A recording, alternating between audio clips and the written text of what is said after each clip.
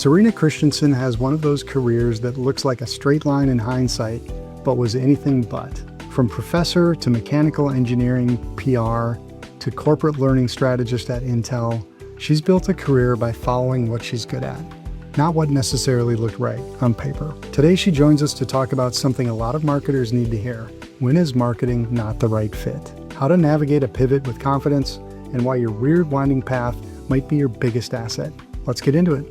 Hello, welcome to the LiftKit Marketing Podcast. Hey, Danielle, how's it going today? Good, John. I have some interesting things that I would like to talk about today. The CMO role is being threatened. Have you heard about this? Tell me more. So I came across this study on LinkedIn from Funnel, if you're familiar with that company, and they did some really interesting work and like what it takes to become a CMO today. And a couple things stood out to me. One was the average tenure of a CMO in a Fortune 500 company is about 4 years. That's less, according to what they said, less than any other executive seat. And then second, about 1/3 of Fortune 500 companies don't have a CMO. So it made me wonder, what is happening to the CMO? What do you think?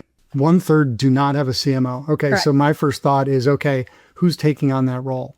So I'm guessing it's being absorbed by the CRO, thinking more along the lines of growth. Chief Revenue Officer, for anybody listening who's not familiar.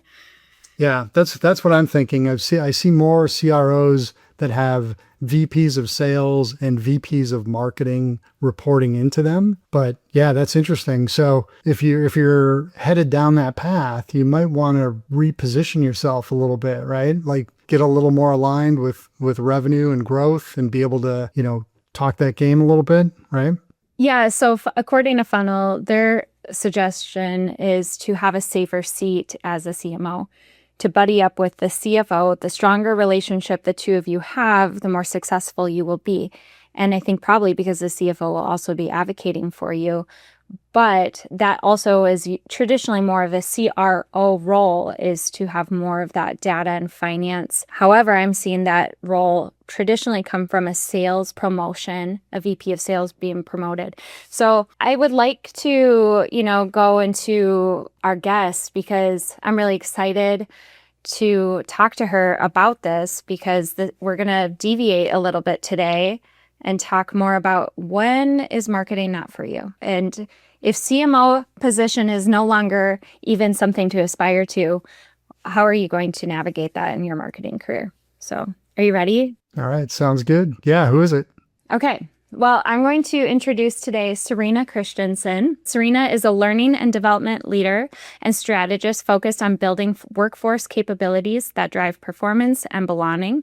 She leads the Commercial Services Learning Academy at ICW Group, where she designs career pathways, skill development programs, and scalable learning systems aligned to business outcomes. With experience across academia, corporate learning, and marketing, Serena has led global enablement initiatives at organizations like Intel, supporting thousands of employees across sales, marketing, and communications. Her work blends research-driven strategy and practical execution to create programs and systems that deliver measurable impact. Earlier in her career, she spent over 5 years at Arizona State University, advising more than 5,000 students, building career development programs, and earning the Global Award for Outstanding Advising. She also co-founded a performing arts studio where she led curriculum design, marketing, and community growth for over a decade. She's a certified change practitioner and published researcher. Serena specializes in audience-centered design, continuous improvement, and turning complex challenges into actionable systems. She believes meaningful learning should meet people where they are while helping them see what's possible next. Let's bring on Serena. Fantastic. Welcome, Serena. Hello. Thank you for having me. Yeah, very excited. Pleasure to meet you. I've got a lot of things going on. That was quite the intro. You've covered a lot of ground. Yeah, I know. Hearing it spelled out so beautifully is I'm like, wait, is that me? Is that correct? I guess. Yeah, but that's the power of marketing. So it's great. Yeah. I mean, was it spot on? Did we miss anything? No, it was spot on, but I want to clarify, I am a human, and it hasn't it hasn't all been easy or a clear line. I think sometimes when we hear people's bios, it sounds like, oh, wow, like that's how do I get there? And let me tell you, there have been many swerves and pivots and falls and tumbles to get where I'm at today. So I think that'd be my only addition or like revision of it. Yeah. Yeah. I mean, I heard, you've got some academia in there, some corporate learning, some marketing, some advising, and even some performing arts. Tell us more about, how did that path shape the way you think about learning and development and what you're doing right now? Yeah, I think when you look back at a career, it's really easy to look backwards with that hindsight of 2020 and wondering how did I get to this point? And last year I was going through a job search that I wanted to change where I was at. And I realized through some reflection that through line that everything I've done, no matter the setting, has always been about storytelling. It's been about how do I help people find their potential and make that easier. And so earlier in my career, that was in that marketing space. And then that shifted more into education, which now has morphed into corporate learning. And my formal education, it is in business and communication. So it's more of that traditional path that a lot of marketers have of studying those formal theories, all of that. And I just took it and I made it the Serena version. So it's one of those things that, as someone who's been a teacher and been on that side, students don't know what they don't know. And now that I'm in this space, let's say in insurance, I had no idea really anything about this industry and even thinking about the marketing roles that are in this space. So it's pretty remarkable when you think about just the different industries, the different companies, what you can do and how you can transfer those skills into different settings. Awesome. Yeah. Could we start at, I think it's really interesting, your academic career, and then how, like, you have taken a lot of pivots. So let's touch on where your career started and how you got into marketing and why you exited. I was a professor in my early 20s, and I worked at a rural community college. I was responsible for a business management program. And I remember being really excited because the idea of being a college professor, it kind of has that prestige to it. But I didn't want to be one of those professors who never had real world experience. I wanted to be someone who said, I remember at this job, here's how that theory came to life, like having it be a practical, tangible thing that students could really hold on to. So I decided to leave higher ed for a little bit. And so I moved into the marketing and PR space because I am a naturally gifted communicator. It's something I know about myself and I can own that skill. And I was recruited into a role actually. And so before I had been a professor, I worked in the engineering space and then I was recruited to do marketing in the engineering space. So I found myself in this field I never planned on. And this was back in my home state of North Dakota. And when I moved to Arizona, I was looking for jobs and I ended up finding a marketing role within another engineering firm. So I found this niche where I was working with mechanical, electrical, and plumbing firms, helping promote those skills. And if you think about what that means, if you look in your house or wherever you're at, if you look up above or if you look at your outlets, the ventilation system, that's what I was tasked with promoting. So it's not a sexy thing at all. And in terms of the marketing collateral, that was hard. Of like, how do I document this? How do I take photos of pipes and and make this a viable thing? And it was a fun transition into that because we did a lot of requests for proposals. And so working with different municipalities and different organizations and learning how to communicate the value of it. And that's something that even as a teacher, I had to learn how to do. And they don't talk a lot about it in academia, but this idea of self-promotion, of saying, this is why you should take my class. This is why this major is important. You should come to this program. So being able to communicate the value of something, especially when people don't know about it. So it was fun to be in that engineering space and to be in this world of those scientists and STEM. And after I was in that space for a while, I missed higher ed. So I went back and I worked at ASU. And then after my tenure there, I wanted to challenge myself a little bit more. And I moved into corporate learning, which still, because I'm in corporate learning and because of what I did with sales and marketing before, that's who I create training programs for now. My specialty is sales and marketing folks, but I'm training them so they can do their jobs. Yeah, and I think that's the interesting thing if, listeners are starting out in their marketing career or Yep. just graduate college and struggling to land a job, because let's be honest, AI is really threatening that entry level marketing job. And then also somebody who's just like been laid off for, I know people who were laid off for 18 months in between marketing jobs. It is one of the hardest jobs to land. And that's a big reason John and I started this podcast. So having mentored so many people in this space, what are things that you're seeing are really helpful to get into marketing? What advice would you give to somebody who's in that position? So I think starting with the advice piece is to give yourself grace through that job search process, that it takes time, and there will be those situations that you apply, you do an interview, you think you nail it, and you don't get picked. And so then all of a sudden there becomes this doubt and this imposter syndrome of, wow, I'm not good enough. Especially, let's say if you're earlier in your career and you're a fresh graduate and you're competing against these seasoned professionals. My biggest advice I can say is it's just as much they're courting you and you are courting them.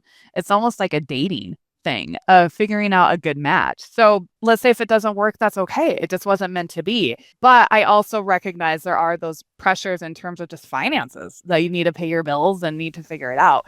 So giving yourself grace and understanding that it's just not going to work out for whatever it is. But there is that power when it comes to networking and having it be really intentional networking, not this transactional thing of, I saw your profile on LinkedIn. I see you work for this company. What can you do for me? No one likes to be used. No one likes to feel like they're a tool, but they want to see that they have value and that they matter. And so taking that time to plant those seeds, have those conversations, and being curious, asking those questions of people, just like, you're asking me about my career. People love to tell their stories and to explain all of that. So I think having that intentional networking, giving yourself grace, but then opening up your mind to what could be. I think it's so easy to get distracted and attracted by these big brands, things that are flashy and glitzy and sexy and all of that. But I can tell you, as someone who worked in industries that aren't all that glamorous, they still can be really fulfilling. The thinking of when I was in the engineering space and knowing that we were creating these systems that are used in hospitals, or even now when I fly at Phoenix Sky Harbor, knowing that the firm I worked at helped create that ventilation system, that's pretty neat. And knowing that it's providing a really cool experience. And they also helped with the baggage claim area. And to know that, wow, there were people who did this, and how neat, like it's making my experience great. So thinking of, yeah, it might not be flashy or anything like that, but if it's helping people, it can still turn out really well. So that would be my advice, is to open your mind, being curious, taking those opportunities of things that just might surprise you. And that's where the cool wins will come from. Yeah, I think you're right. I really like that approach, because too many times I see someone panic. They get laid off, they panic. They're immediately like throwing their resume everywhere, and they're rushing into it. And I think it's important to take that strategic pause and really help internalize what's going on, define what actually matters to you. Make a checklist of those non-negotiables, whether it's the environment or the culture or what the growth opportunities are, how flexible it is, or the comp. Just figure out that stuff, and maybe, if you can afford to take some time to do some learning. I've been laid off, and, one of them was, 3.5 years ago when AI was just coming on to the market, right? And people were just starting to use it. I used that downtime to like really dive into it and educate myself on that whole space. So I think that's whatever makes sense at the time, to hone your skills a little bit and sharpen the axe. And then you also kind of hit on a point, redefining how you position yourself and what your story is, and less about, hey, here are all the job descriptions I've had, but more about, here's the impact that I had, whether it was revenue or process or efficiencies or structure. Here's how I contributed. Yeah, and I think in this world of AI, it's thinking about, what you're talking about is more like the quantitative stuff, which sometimes people get nervous when they think of numbers and data.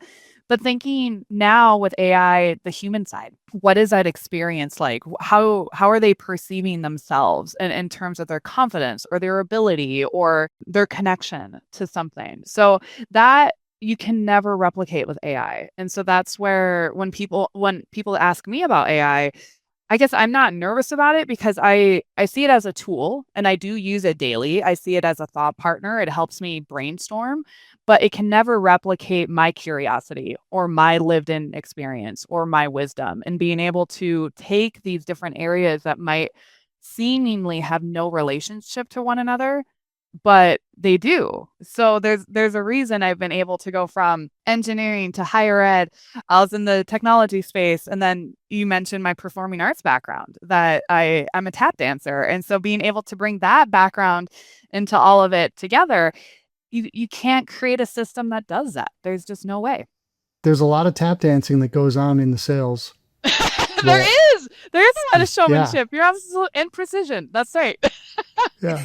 Or just tap dancing around stuff you don't know, right? That's right. Yeah. I love Serena was like, here are the 5 moves that you do that are in Right.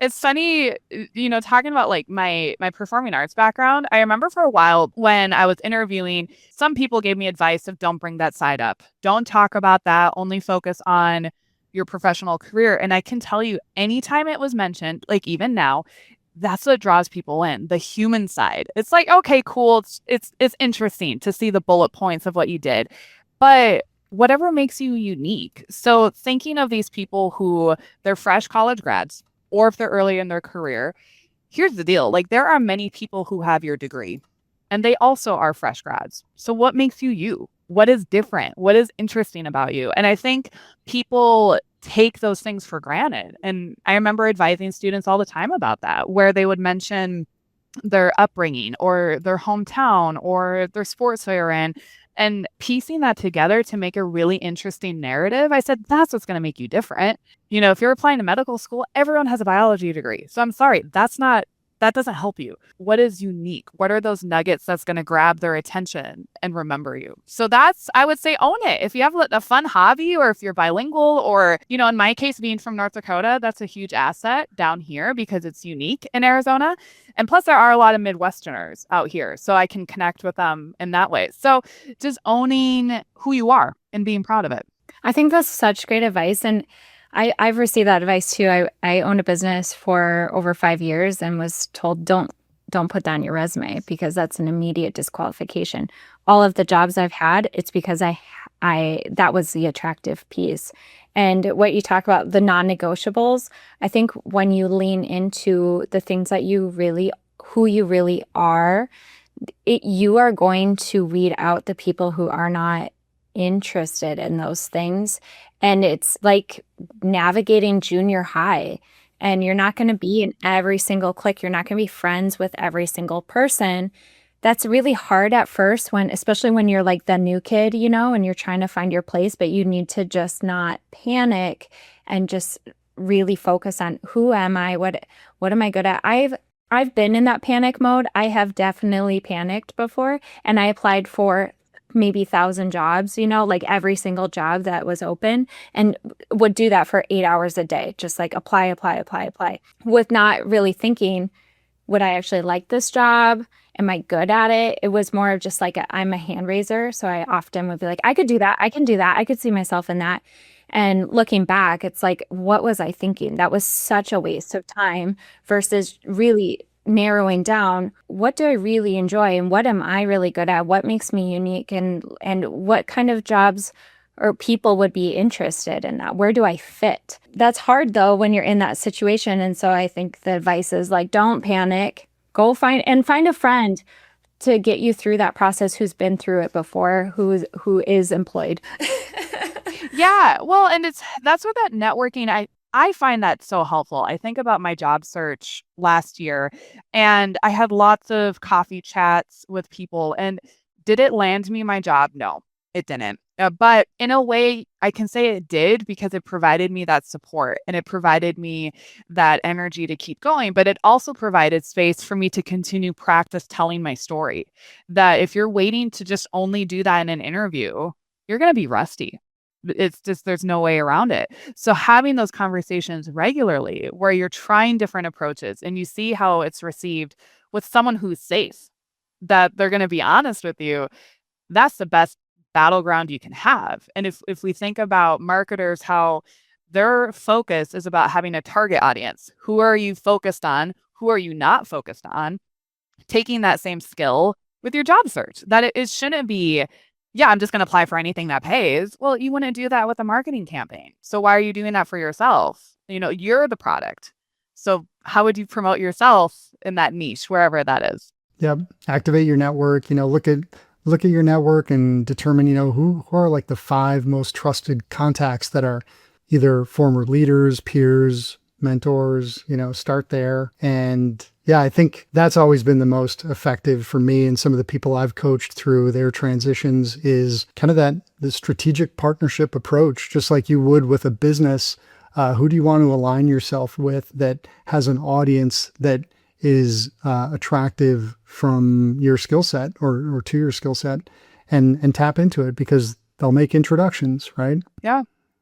Yeah. And I think it's, to the question at the very beginning of talking about how did I decide to leave, that going through that job search and going through those things, you will realize maybe at some point that something's not for you. And I want to really reinforce that's not failure. I think for a lot of people that if they go to school for a certain degree, if they have a career in an area and then they decide to leave, there's this idea of the sunk cost fallacy of I put so much time and money into this career, I have to stick with it. That's not true. And when I was looking at leaving marketing, there was no shame involved. It was just one of those things that when we talk about our non-negotiables, those things, I realized it just wasn't a good fit for me anymore. And I missed having more of that interpersonal side. So that's why I went into education. And even so now in corporate training, I still am able to have that and I'm still able to apply my skills. So it's okay to walk away from something. And for me, I enjoyed that chapter. I gained incredible experience and insight that I translate now. So it's not like it was wasteful. It had its purpose. And I knew I needed to walk away. I think on paper, though, that's really easy to say, like just transition. And Yeah. when you're competing with people who have, again, you're competing for a job in a different career path. And I've had interviews where people are like, well, you have no experience in this. And I was like, well, I didn't have experience in this and this and this and this either. And I've learned it. But sometimes that's hard for people to understand, or your resume doesn't even get past the robot, right? So what's your advice of like really how do you land those jobs when you're looking and you're saying, I actually want to make an exit out of marketing. These are the things I've evaluated would be a good fit for me. How do you really actually make that leap? I think the first thing you have to realize is to let go any attachment you have to a job title or terminology with things. So a good example is when I was leaving education and moving into the corporate space, the terminology or the jargon that was very common in education didn't make any sense in corporate. And so the idea of when I was looking at my resume of, okay, that means I have to change what my job title was. And that doesn't mean you're lying. It's just you're catering it to a different audience. So if you're going to be pivoting from one industry to another, it's still being truthful, still being honest, but speaking the language of who your recipient is. So if that industry doesn't like the idea of a customer, maybe you change it into a patron, or it's like you just change that verbiage so it resonates. And that's something I do still to this day, that when I think of education, a lot of times my stakeholders, they don't think of the idea of confidence and self-esteem and all of that. They look at ROI. So connecting it to those business outcomes and speaking in more of that strategic lens. So I think it's letting go of that attachment, that your career is not a job title. It's not an association you're with, is what's the story. So that's where in the beginning I was saying my background is it's a storyteller and I help people find their potential. Nowhere in there is a job title, and that opens the possibility. So having that open-mindedness of the words you're using and how you're explaining it, you're not lying. You're just you're crafting it so it lands with the right audience. Yeah, that's great advice. So like now you're in this corporate development role, doing a lot of learning. Tell us a little bit more about that. And I know with a lot of companies right now, they're figuring out this AI transformation. And how Yes. are we educating people internally on how to use AI? I'm curious if you've come across a lot of that as well. Yeah. Yeah. So what I do, if you think of any job you've had where you have to do some kind of like required training or annual training, usually let's say it's like fire safety, info security, those types of things. My team does that. So we're responsible for that. But then we also look at what is necessary to help be better at your job. So in the sales space, that's looking at your methodology, your approach for things. But it could be new products that are coming out. It could be new software or techniques like we're talking about with AI. So it's really the idea of enabling your workforce and saying, how can we invest in you to be better? And as a strategist, I work with my subject matter experts to create the training. And I look at it of, okay, we don't want to do death by PowerPoint. We want to make sure that this is an engaging experience. And when we talk about what's next, AI is discussed often. And I think this is a really good way to look at the culture of an organization of how they handle it. I think if they're not addressing it, that's concerning. I think if this swings to the other side, that's all they talk about, that's also concerning. But if it's that environment of how do we use AI to be better, not to replace people, but to make your life more efficient and easier, to me, that's a sweet spot. So I have a teammate that he is the learning consultant for the IT space, and they have created this whole series of curriculum related to AI enablement. And they've looked at different job titles, different functions to see what does that look like? How do we invest and do that better? So I can't speak to it directly of how they put it all together, but I know it's a big initiative company wide. And I even saw that at my previous employer at Intel, that it was a very big thing. And so we employees, we took training on it, but we would share best practices of how are you using it? And it would even be personal. I remember people were giving examples of how they use it for their pharmacy needs and figuring out were there any kind of complications with your drugs that you're taking. So being honest, having that vulnerability, talking about it, that's what I'm seeing in the AI space. Yeah, makes sense. Yeah, I think a lot of people are, they're wrestling with it right now and where they fit, how they roll it out, who owns it. So I think that's going to be an important. What did I just see? Like there was a study I was just looking at in terms of are they going to hire internally versus outsource? And this came from a company called Conductor. And it was really interesting. So it was like enterprises are investing in internal experts instead of outsourcing. So 64% plan to upskill current team members, 29% plan to hire new specific roles around AI, and only 7 said that they were going to outsource to an agency or a consultant to help them navigate AI. So I thought that was interesting. I'm not totally surprised because when you look at the resources needed to hire versus retain, it's a way better investment to retain your employees because they already know the culture. They know those nuances. And when you outsource, they just don't have that connection. They don't have that intimacy that internal does. And showing that loyalty and commitment, that is something the workforce is craving these days. They're sick of being seen as pawns and things that, okay, you can be laid off. It's fine. So if they have those instances, an employer saying, we believe in you, we want you to stay here, but we need you to grow and not be stagnant, I think that's completely fair.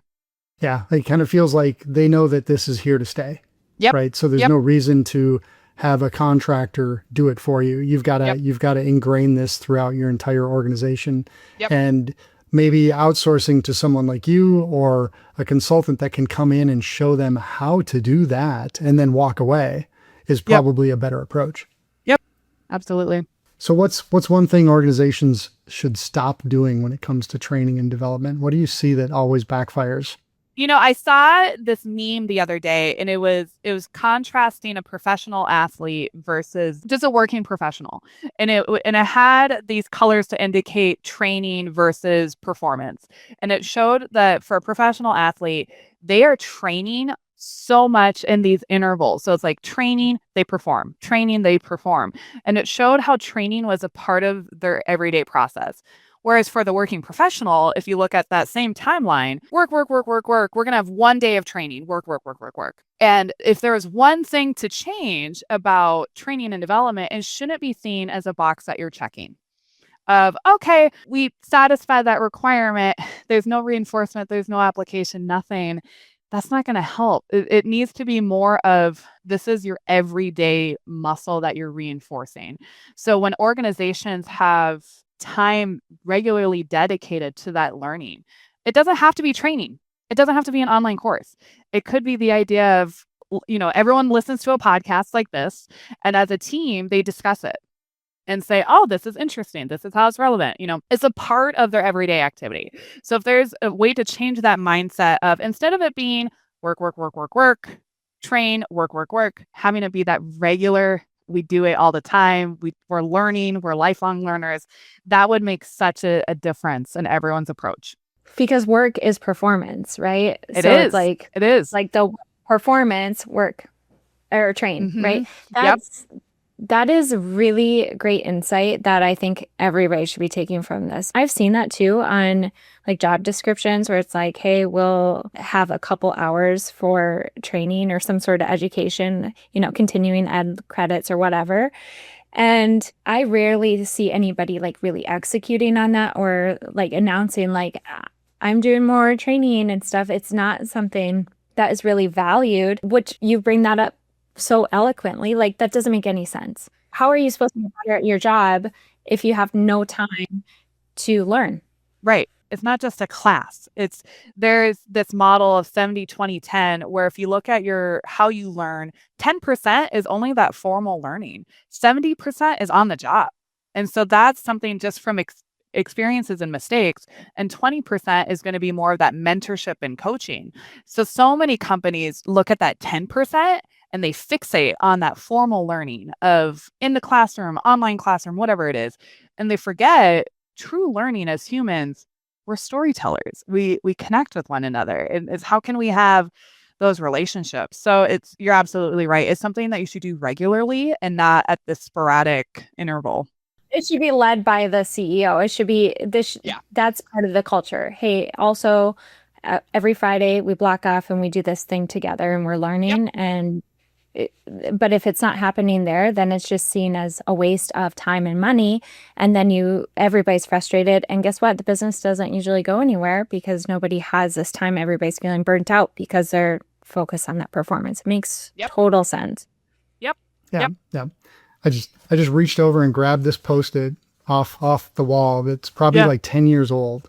Okay. And it just says at the top, learning agility. Ooh, and it says, always be curious, ask for feedback. These are all just reminders for me. Always be curious, ask for feedback. Don't be defensive, take risks. Don't be the expert. Always more to learn. Free your thinking. No fear of failure. Look for cross connections in unrelated areas. Reflect on work experiences. We need to make into a flyer. Like, how do we make that into a shareable meme or something? Yeah, I like all of that. I just sign made a off clip. on all that. Yeah. Yeah, we just made a clip right now. So yeah, it'll be out in the wild soon enough. But perfect. Yeah, no, I think that's the same stuff I teach my kids. Right. Yep. It doesn't matter work or whatever, just life in general. You've got to always be curious and always be, want to know what's going on. Yeah. Yep. Which is great job advice for somebody looking for a job. And, we kind of talked about a little bit about non-negotiable being something about wage and salary. And I would say, like, my advice would be cut that out, because some of the best advice ever given to me is you can always make more money. There's always more money. And I don't know why, but that was just so freeing to me of like, oh yeah, focus on something that is fulfilling instead of this paycheck, because you really will have a lot more happiness. And if you need to make some quick cash, that opportunity exists, really anywhere. And if you are a marketer, you have skill sets that a lot of people want to access, especially in a local area. Think more of in your community, get involved with nonprofit organizations, and you're going to start networking and meeting people and they might start asking you like, hey, can you design a save the date for me? Can you, can you take some pictures for social media? Like whatever. And you're going to find like, oh, there's these opportunities to make, a couple $100 that could really help you with whatever you need. Don't chase that salary. Yeah, I agree. And that makes me think of, in the Western culture, we talk a lot about this idea of a passion. What is it that you absolutely love and what drives you? And there are some people who don't really have passions and they feel shame for that, and there shouldn't be.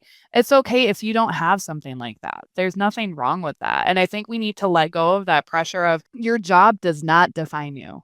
It's a part of who you are, but it is not your core.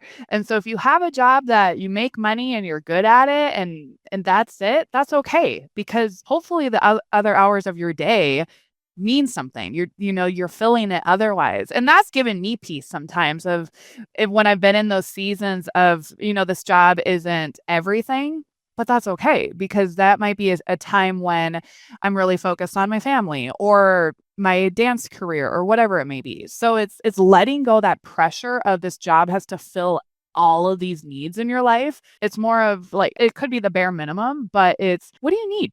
Just keep it cut and dry. It doesn't have to be emotional. And if there are other parts of your life that can fulfill those other sides, that's great. And that's lovely. Yeah. As my friend gave me advice a long time ago, he was like, they call it a job for a reason. Yep. Yep. You're not going to love every day. No.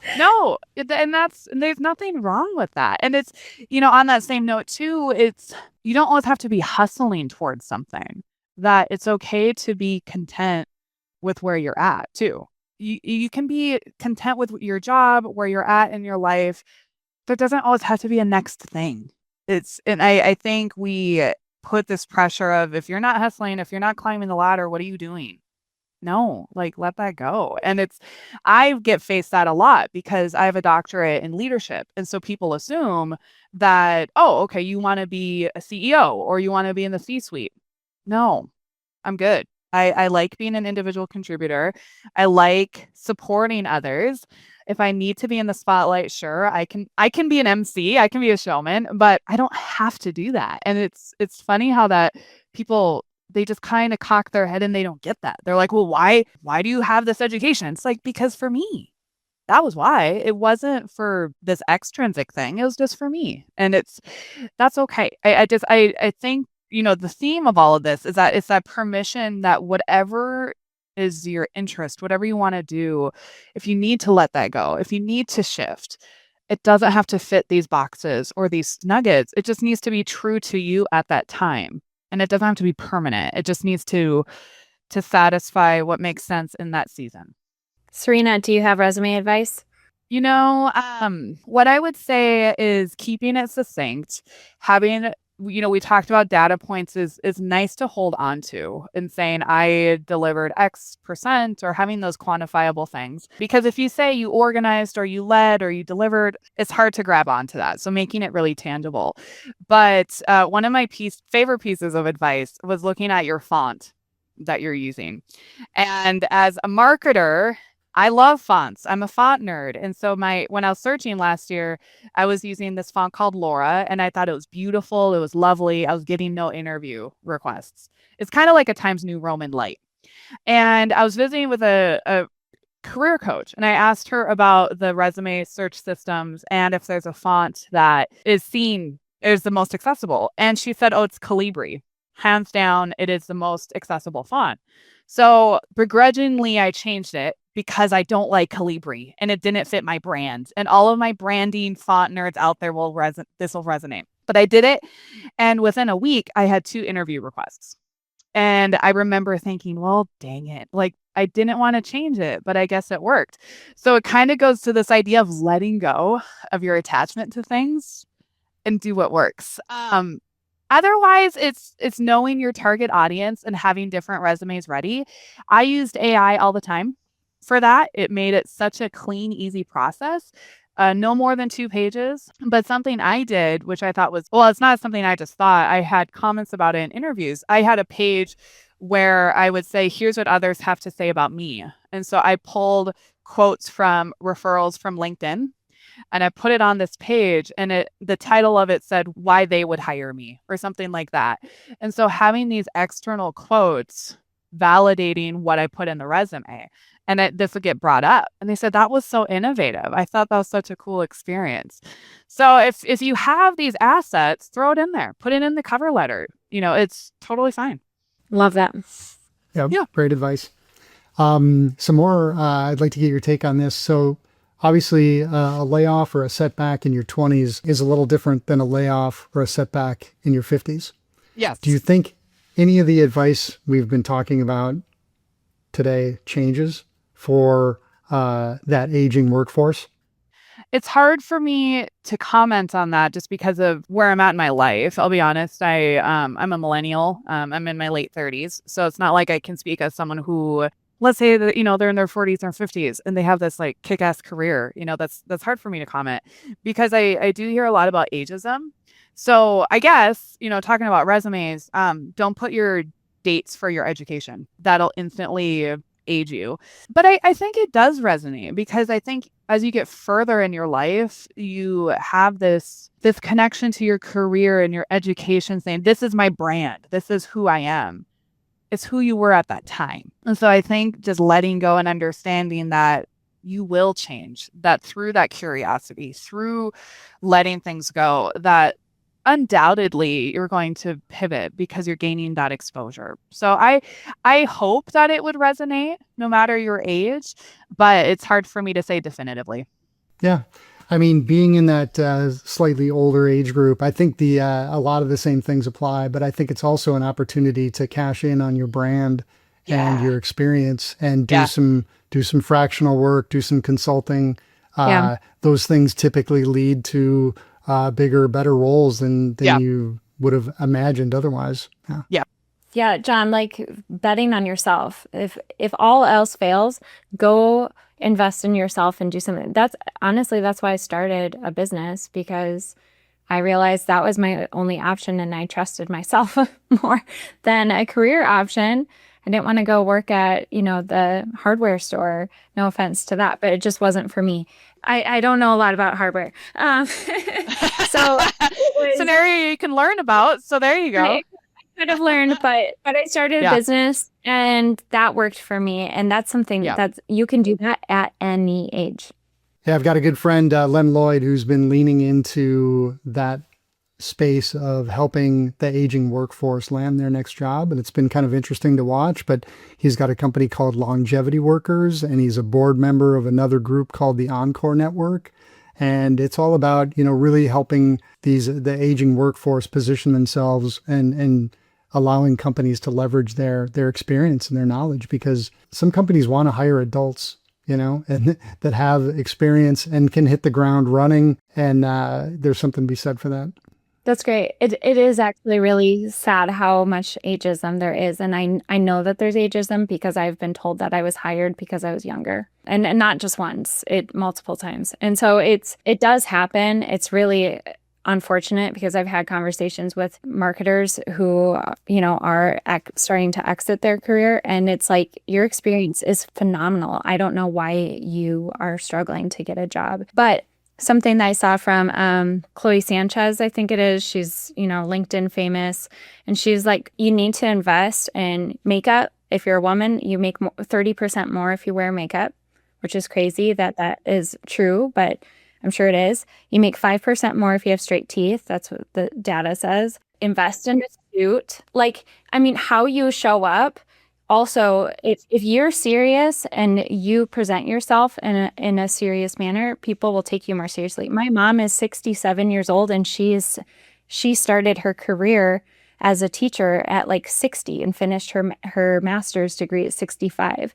And she has to take some of these things seriously of how looking a certain way so that she's taken more seriously. She doesn't dress her age, So I do think that that's something where it's people will view you how you view yourself and how you show up. What you're talking about, how you show up, I think it's also how you show up just in terms of your answers and how you approach things. And I think there are these stereotypes that the older you get, the more closed-minded you are, the more rigid you are. And that's why there is that resistance to hiring those kind of people who just happen to be older. So I think it's when you're going into those interviews and showing that still that open-mindedness. You're not going in there and saying, yeah, you know everything. So, John, what you're talking about, you're not the expert. Don't be defensive. Those kinds of things. If you can show that, which we connect with youthfulness, unfortunately, in our society, that's what's going to get you hired.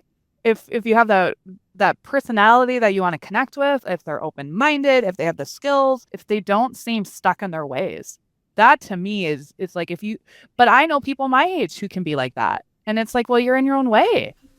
Stop being a jerk. Chill out. It doesn't have to be so serious all the time. It can be way better. Yeah. Great advice. People have to have more fun in general, period. I totally agree. And it's, how I am today on this call, that's how I am at work. That's how I am in my interviews. And I think it's, you want to have some fun. You want to make sure it's a good time. And it's if you can't show up as your full self, then what are we doing? That's just not the right place to be. So this has been great, Serena. How can people get in touch with you? What's the best way? I would say the best way is to find me on LinkedIn. Serena Christianson. You can find me on there. And then if you are curious about my dance teaching life, I do have an Instagram page and the handle is Serena Tap Life. I do offer private lessons virtually and in person. So if you're in the Arizona area, we can meet up. If you are in Canada and you want to learn from me, we can hop on Google Chat and do it. So that's, I would say, LinkedIn or Instagram. Got it. Gotta love it. That's great. Okay, so one of the things that we like to do on our podcast is allow our guests to recognize and lift someone else up that's doing great work in marketing. And I'm just curious if you had anybody in mind. I do. So one of my favorite graphic designers, her name is Lindsay Gira, and she has a firm called Six Leaf Design, and she's based out of Colorado. And I follow her on LinkedIn, and the stuff she creates is just, it's so personalized to her client. You can see a theme between what she does. She has a consistency, but it's such great work. It's so clean and simple. And so if you're looking for someone who has some great work, I would connect with Lindsay. Awesome. Great. Appreciate that. Well, Serena, this has been awesome. Pleasure meeting you. Danielle, thanks for inviting Serena on today. My pleasure. Thank you so much. Thank you. This is so great. Thanks for joining the LiftKit Marketing Podcast. I'm your host, John Hoft, founder of LiftKit Marketing, a consultancy dedicated to supporting agencies and marketers with their digital growth strategies. And I'm the co-host, Danielle Schermerhorn, a former agency owner and current e-commerce specialist with deep experience across both brand and agency sides of the marketing world. Each week, we'll bring you conversations with marketing professionals who are doing great work, whether they're leading teams, building campaigns, launching products, or just figuring it out behind the scenes. Our guests will share their personal journeys, the real stories behind their success, the challenges they faced, and the wins they're most proud of. We'll also hear what's next for them and what they see on the horizon for the industry. At LiftKit Marketing, we believe in celebrating people, recognizing great work, and lifting up those who are making an impact. Thanks for tuning in. We hope you enjoyed the episode.